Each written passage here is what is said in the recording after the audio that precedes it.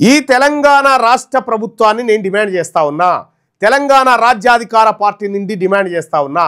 ఇవాళ క్యాబినెట్లో తీర్మానం చేసి కులగణన లెక్కలు నిజంగా మీరు నీతిమంతులు నిజాయితీ పరులు మీరు నిజంగా బీసీల పక్షపాతులు అయితే మీ ఒంట్లో చీము నెత్తురే ఉంటే ఈ రాష్ట్ర ప్రభుత్వానికి కులగణన లెక్కలు బయట పెట్టియాల. ఇలా పబ్లిక్ డొమైన్లో పెట్టు కులగణన లెక్కలు.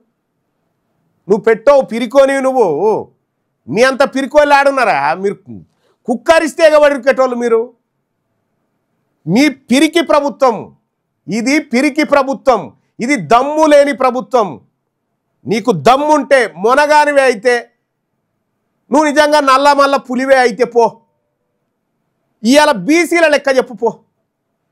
తెలంగాణ రాష్ట్రంలో మా గంగిరెడ్లోల లెక్కలు చెప్పు, మా బాలసంతోల లెక్కలు చెప్పు, మా ఎంబీసీ కులాల లెక్కలు చెప్పు, మా నాయి బ్రాహ్మణుల లెక్కలు చెప్పు, మా రజకుల లెక్కలు చెప్పు, మా చేతి వృత్తుల లెక్కలు చెప్పు. ఇవి చేత కాదు చెప్పడానికి పెద్ద పెద్ద డైలాగులు ఎందుక? ఈ రాష్ట్ర ప్రభుత్వం స్థానిక సంస్థలను ఎదుర్కొని గెలిచేంత సత్తా ఉన్నదా ఈ రాష్ట్ర ప్రభుత్వానికి?